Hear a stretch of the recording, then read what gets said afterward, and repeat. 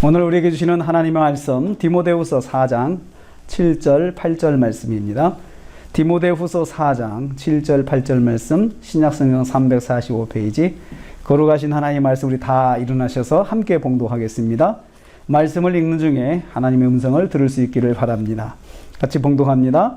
나는 선한 싸움을 싸우고 나의 달려갈 길을 마치고 믿음을 지켰으니 이제 후로는 나를 위하여 의의 면류관이 예비되었으므로 주 곧 의로운 재판장이신 그날에 내게 주실 것이요 내게만 아니라 주의 나타내심을 사모하는 모든 자에게도니라.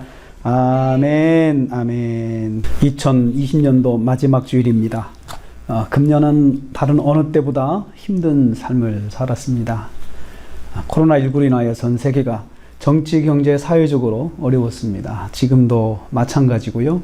이 어려운 시기를 슬기롭게 살아오신 성도님들을 축복하며 위로의 말씀을 드립니다. 특별히 교회는 예배를 드리는데 많은 어려움을 겪었습니다. 교회는 모임의 공동체를 이루어 예배를 드리는 것이 중요한 일인데 이를 금지할 수밖에 없는 상황에 도달하였기 때문입니다. 6.25 동란 이후 교회가 어쩔 수 없이 모이지 못한 상황은 처음이라고 합니다. 역사적으로 교회는 예배를 드리는 일을 멈추지 않았습니다.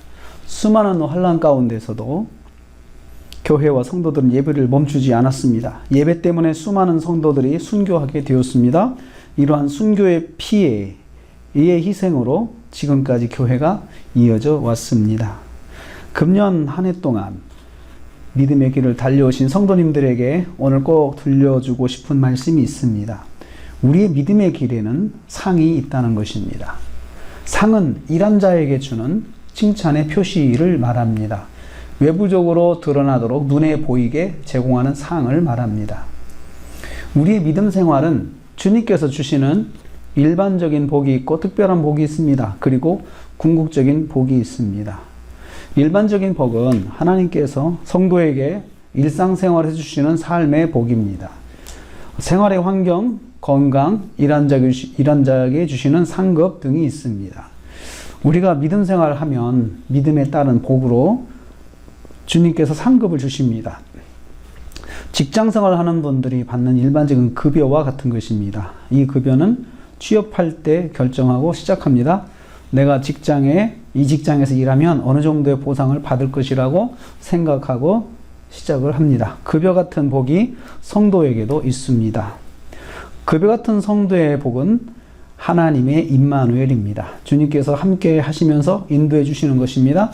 성경에 말씀하기를 일하는 소의 입에 망을 씌우지 말라라고 했습니다. 일하면서 먹는 것이 당연하기 때문입니다. 일을 많이 시키려고 소가 먹는 것을 금하는 것은 천륜에 벗어난다는 것입니다.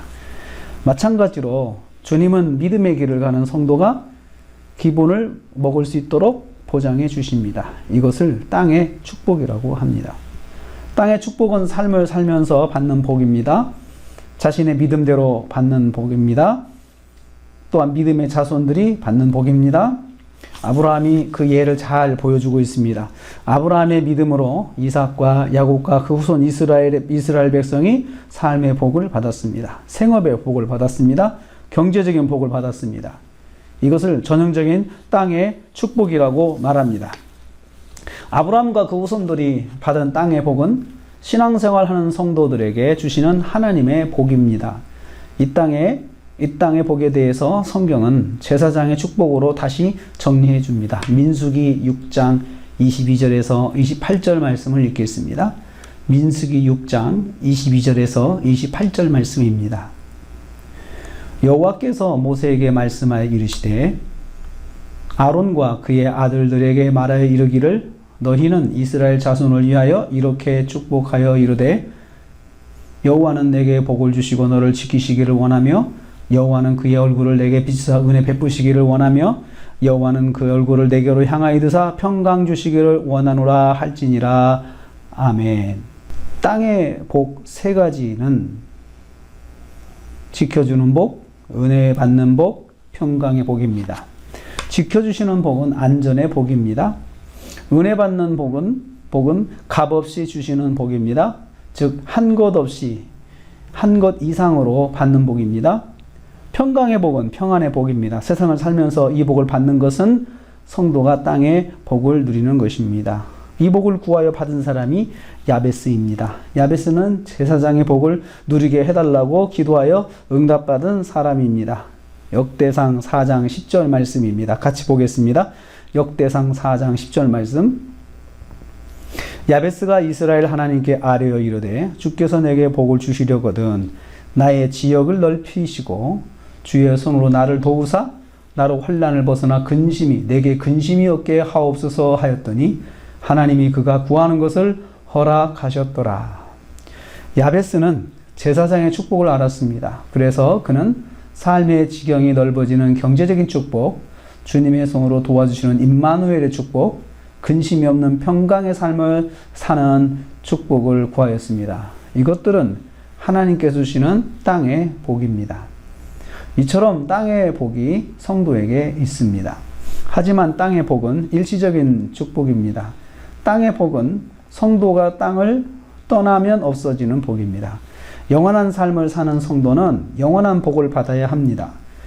오늘 말씀에서 하늘의 축복에 대해서 말씀합니다. 바울은 하늘의 축복을 의의 면류관이라고 하였습니다. 바울 사도는 부름을 받은 이후 복음을 전하기 위해서 말로 표현할 수 없는 고난을 당했습니다. 복음의 길을 가는 바울이 이 땅에서 보상받은 것은 아무것도 없었습니다. 그의 길은 항상 고난이 기다렸습니다. 주님께서 바울과 함께 하셨습니다. 바울은 이 사실을 알았습니다. 바울이 기대하는 것이 있었습니다. 그것은 바로 의의 면류관이라는 하늘의 축복입니다. 의의 면류관은 영광의 칭찬을 받는 것입니다. 면류관은 올림픽에서 우승한 선수에게 주어지는 월계관을 말합니다. 경제적인 가치보다는 명예와 기쁨의 상징입니다. 하늘나라에서는 돈이 필요하지 않기 때문에 경제적 보상은 의미가 없습니다. 경제적 보상은 지경이 넓어지는 복으로 땅에서 받는 복입니다. 하늘나라에서는 명예와 기쁨의 보상을 주십니다. 하나님께서 하늘 보좌에서 격려와 칭찬으로 덧입혀 주시는 것입니다. 면류관의 타이틀이 의의 면류관이라 했습니다. 의는 하나님의 선하심을 말합니다. 하나님께서 인정하시는 의인으로 격상되는 면류관입니다. 마치 면류관을 받은 선수에게 명예가 따르는 것처럼 의의 면류관은 하나님의 의를 소유한 부류로 인정받는 복을 말합니다. 하나님의 자녀로 인정받는 것입니다. 영원한 천국에서 영원히 하나님의 자녀로 사는 축복입니다. 그러면 성도는 땅의 축복과 하늘의 축복을 받는 사람인데 어떻게 하면 이 축복을 받을 수가 있습니까? 이 축복을 받으려면 어떻게 합니까? 하늘의 복과 땅의 축복을 받으려면 신앙생활을 다음과 같이 해야 합니다. 오늘 말씀을 먼저 다시 읽겠습니다. 7절 8절 말씀, 디모데후서 4장 7절 8절 말씀 다시 읽겠습니다.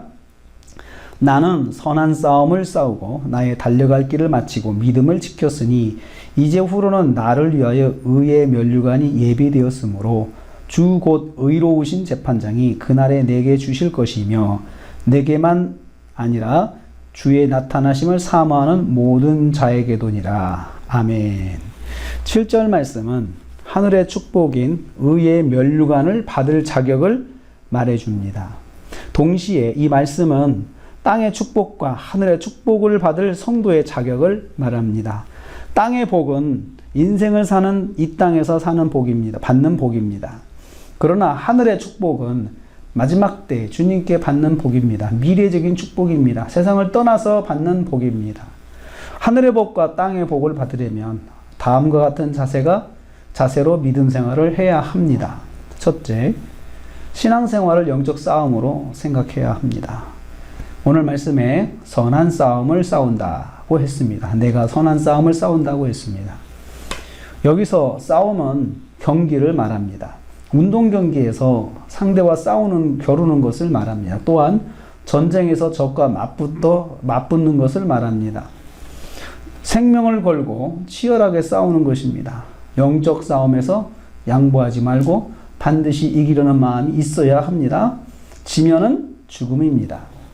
전쟁에 지면 죽음인 것과 마찬가지입니다. 상대에게 양보하면 패전이고 죽음입니다. 영적인 유혹을 이겨야 합니다. 죄악의 유혹을 이겨야 합니다. 죄에 빠져서 믿음을 놓으면 안 됩니다. 우리 성도는 역시 마귀를 영적 전쟁의 상대로 보아야 합니다. 미혹에 빠지지 말아야 합니다. 이것이 하나님의 뜻이 아니고 하나님이 기뻐하지 않는다 하면 그것을 이겨야 합니다. 한 해를 돌아봅시다. 나는 영적 싸움에서 승리했는지 돌아봅시다. 이 싸움에서 승리해야 복을 받습니다. 둘째, 완주하고자 하는 자세를 가져야 합니다. 다시 말씀을 보면 나의 달려갈 길을 마쳤다고 했습니다. 마라톤 선수가 결승선까지 끝까지 달리는 것을 말합니다. 결승점까지 달리는 것이 신앙생활입니다. 중간에 가다가 멈추는 것은 완주하지 못하는 것입니다. 결승선까지 가는 것이 마치는 것입니다. 몇 등으로 결승선에 도달했느냐가 중요하지 않습니다. 결승선까지 달려갔느냐가 중요합니다. 성도의 믿음 생활은 결국 천국의 결승선까지 달려가는 것입니다. 중간에 쉬거나 멈추지 말고 계속해서 달려가야 합니다. 달려가는 신앙생활이 되어야 합니다. 한 해를 돌아봅시다. 나는 계속해서 달려가고 있는지 돌아봅시다. 멈추거나 포기하지 않았는지 생각해 봅시다. 계속 달려야 결승선까지 갈 수 있습니다. 그래야 하늘의 복과 땅의 축복을 받습니다. 셋째, 믿음을 지키고자 하는 자세를 가져야 합니다. 오늘 말씀을 다시 보면 나는 믿음을 지켰다라고 했습니다. 지킨다는 말은 주의하다, 주의를 살피다는 뜻입니다. 마치 군인이 주위를 경계하듯이 주변을 살피는 것을 말합니다. 적이 들어오지 않는지 깨어서 근신하는 것을 말합니다. 바른 믿음 생활을 하기 위해서 자신을 항상 살피는 것입니다. 주위에서 죄악의 미혹이 들어오지 못하도록 깨어있는 것입니다.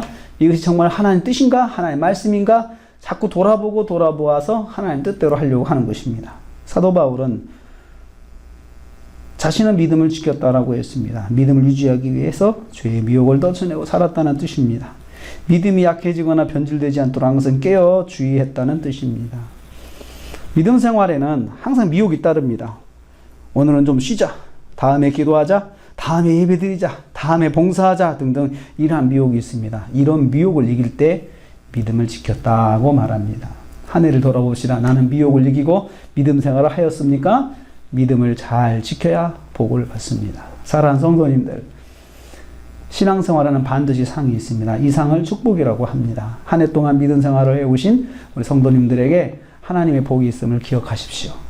신앙생활은 공짜가 없습니다. 한 만큼 복을 받습니다.